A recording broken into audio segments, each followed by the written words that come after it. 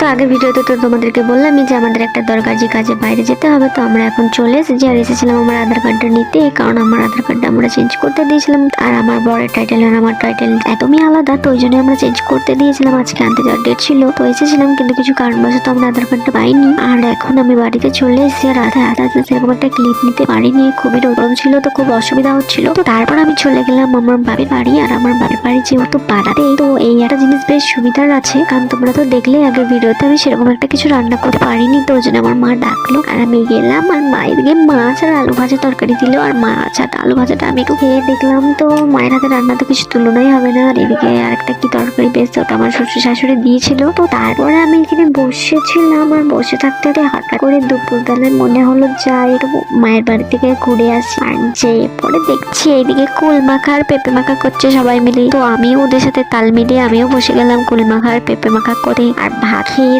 খেতে তো কার না ভালো লাগে। তো তারপর আমি এক এক করে টেস্ট করে দেখছিলাম যে কেমন কি করেছে। আমি তো কিছুই করিনি, সব ওরাই করেছে, আমি শুধু জাস্ট খেতে গেছিলাম। তো আমি খেয়ে দেখলাম, তারপরে কুল মাখাটা ঠিকই ছিল, পেঁপে মাখাটা বেশি ভালো লাগছিল, কিন্তু পেঁপে মাখাটা একটু ঝাল হয়ে গেছে।